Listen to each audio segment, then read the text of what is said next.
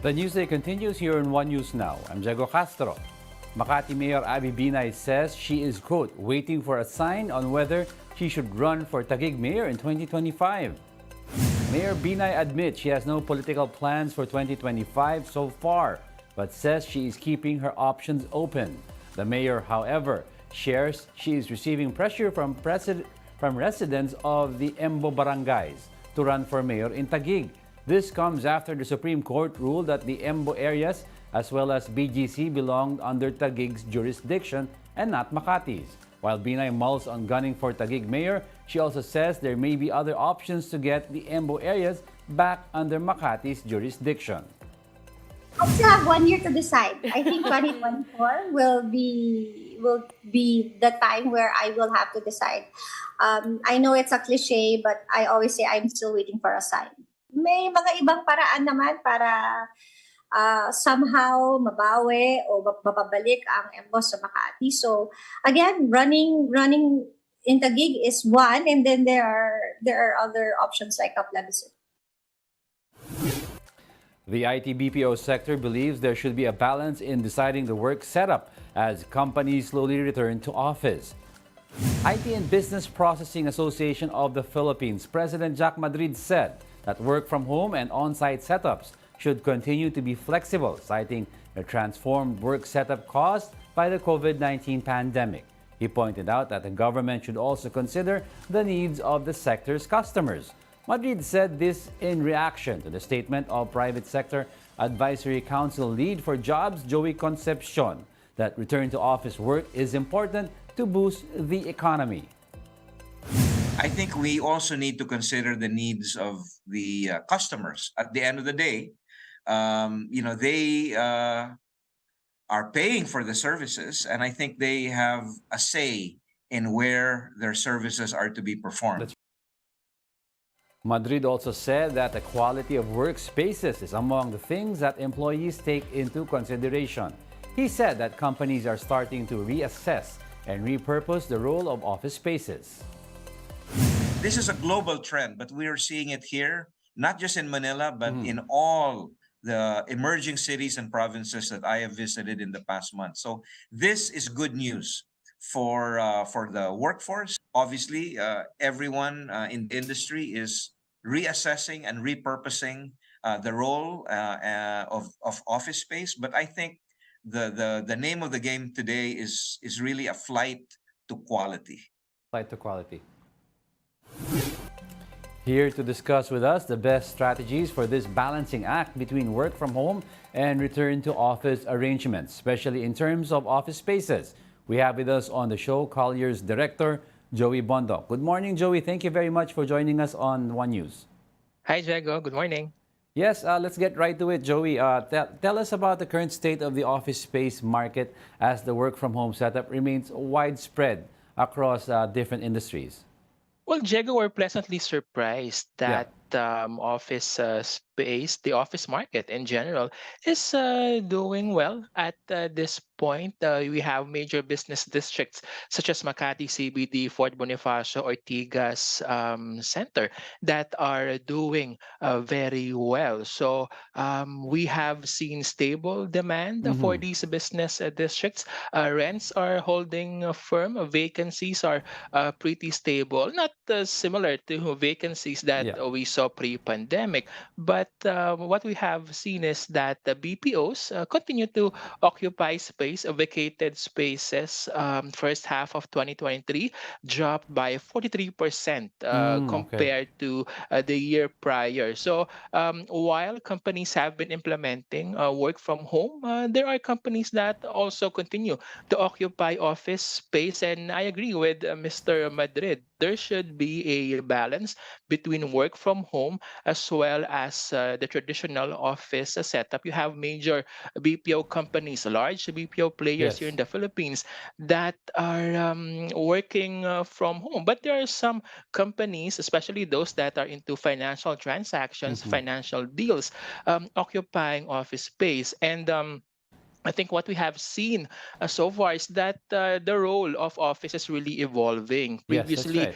it's just a typical 9 to 5 job, but office right now has really evolved.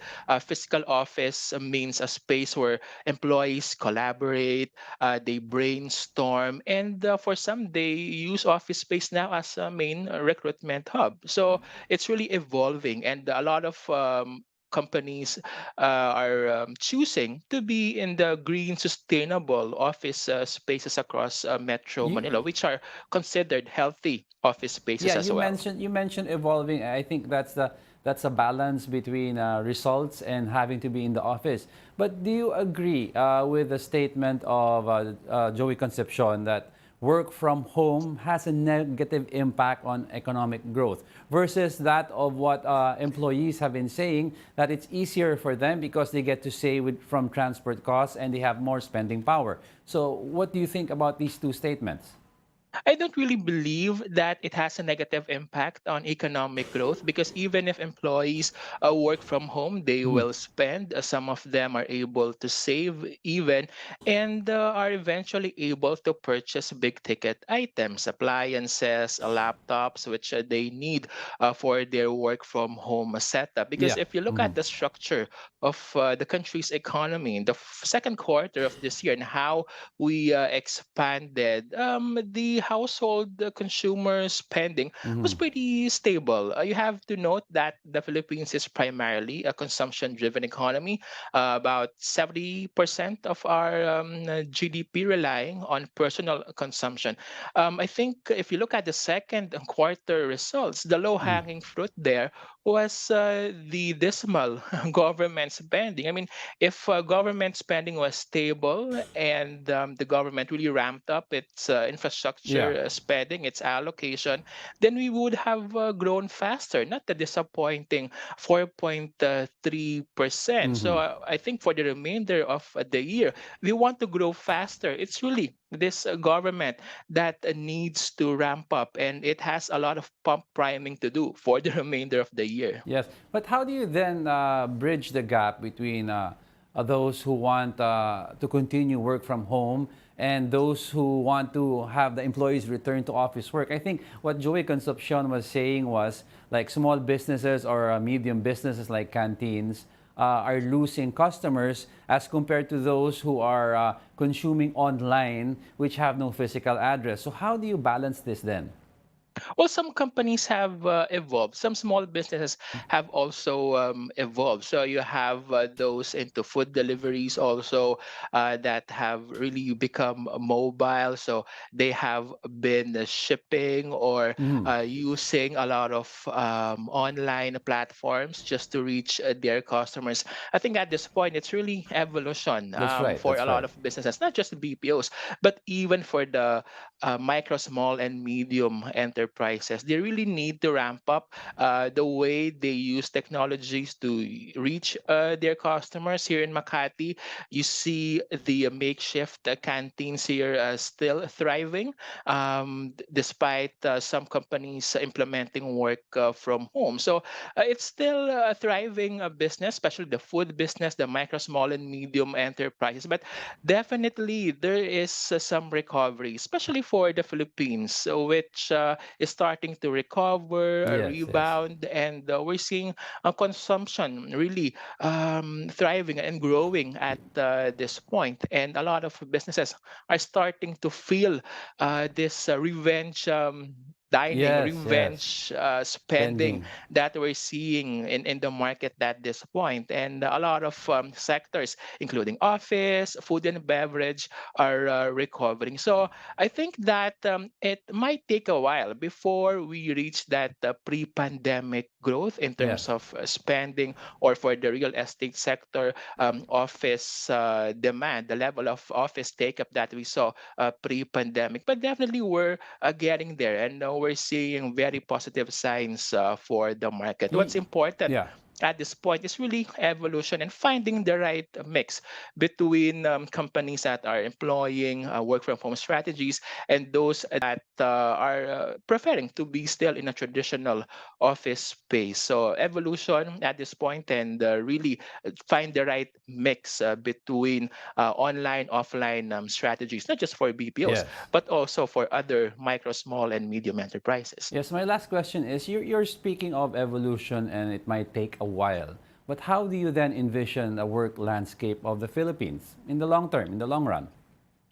Definitely, hybrid work is here to stay, Jago, because if you look at BPOs again, they are implementing a mix of work from home, Mm. physical, traditional office space setup. What we have seen is that a lot of companies are rationalizing their office space requirements. They are pre-terminating, but overall, this is a positive news for the office market because it should foster sustainability, Mhm. make sure that office space demand remains stable, not just in Metro Manila, but also outside of the capital region. So you have these large BPO companies implementing work from home, but also they are requiring office space, not as large compared to what we saw pre-pandemic, but again, they are reinventing the way and Okay. reimagining the way a office space is utilized at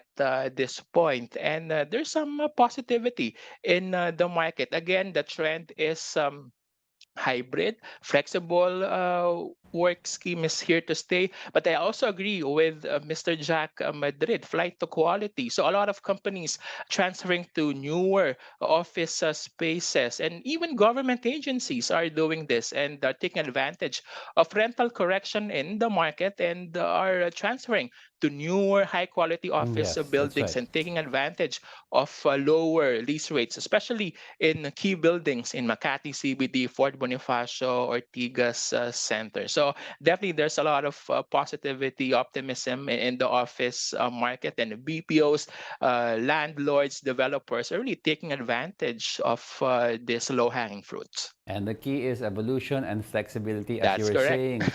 Thank you very much, Joey, for joining us this morning on One News. That was Joey Bondoc Thank you, Jacob. from Collier, Director of Colliers. Thank you. Good morning. Morning. We'll be back with more stories after the break. Keep it here on the One News.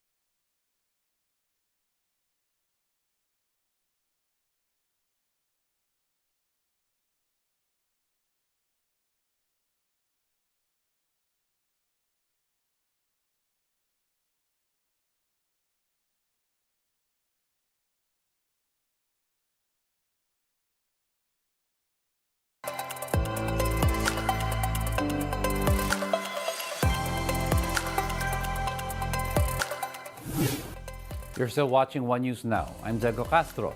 The government officially opens the public bidding for the rehabilitation of the Ninoy Aquino International Airport. The Transportation Department, along with airport authorities, invited investors to bid for the 170.6 billion peso public-private partnership to upgrade the airport. The contract would initially cover 15 years, but may be extended by another 10 years. Under the indicative schedule, bids for the project should be submitted on December 27.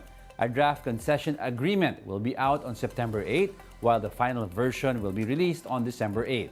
A pre-bid conference is also set on September 22, while one-on-one meetings with prospective bidders will be held in October and November.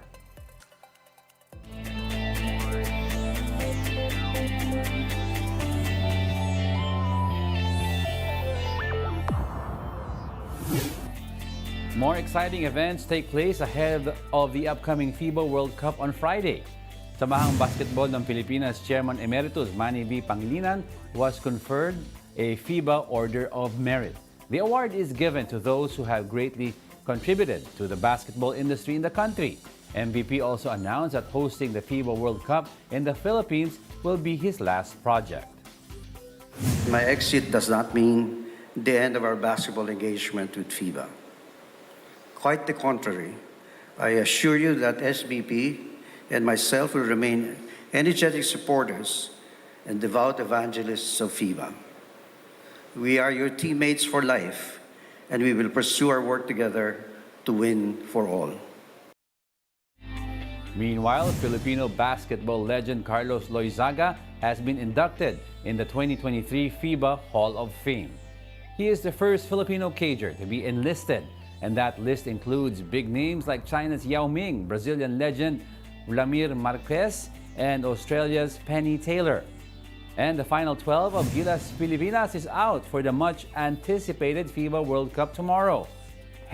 Headlining the team are naturalized player Jordan Clarkson, Kai Soto, and point guards Kari Thompson. Joining in the team are CJ Perez, Kiefer Ravena, Dwight Ramos. We also have Jamie Malonzo, RR Pogoy, Renz Abando, AJ Edu, veteran Junmar Fajardo, and team captain Japeth Aguilar. And those are the top stories of the hour. I'm Diego Castro. Join us again at 2 p.m. We are One News.